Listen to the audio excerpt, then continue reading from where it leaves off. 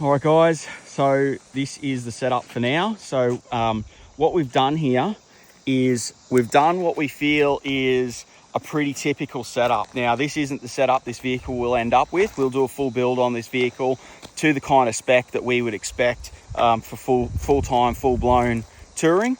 That's how we'll set this up. But for now, what we wanted to do is start testing this vehicle's capabilities and be able to give you actual feedback on what really needs to be done. And it is quite surprisingly good out of the box. I kind of expected it was going to be, but it's probably a little bit better than I thought. But what we're going to do is we're going to do a little video series on exactly how this performs, where its limitations are, what you can get away with without doing too many mods.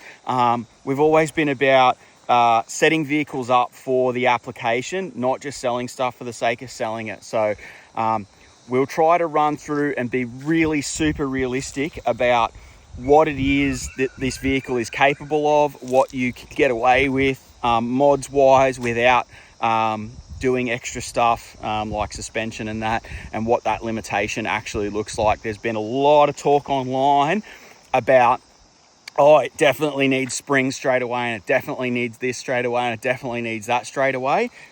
What we want to do and what we're out here doing is doing some real world testing ourselves so that we know exactly what the limitations are and what the breaking points are, where you will need to step up to doing suspension upgrades, you know, all that kind of stuff on this vehicle, and give you some real world examples. Now, not yesterday, the day before, we did some highway Ks towing the van. It's not a huge van, but it is reasonably weighty for what it is, because it's full kind of off-road van. So it's it's heading up around 2.5 ton, 2.2 tons, something like that. But it does have a heavy ball weight. So we're not going to go into that right now. We'll save all of that for future videos so that we can run through all the specs and exactly how much this all weighs.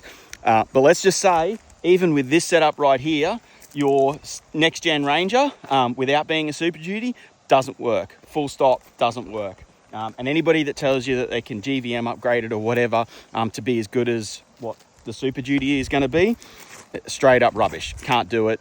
It will never be as good. So yeah, that's the situation, guys. Like I said, don't pay attention to the setup too much. This is stuff we had or stuff we could get our hands on super quick. Throw a package together that, you know, might be pretty similar to the average punter out there, without going too bonkers with a full build. Stay tuned, follow along. Like I said,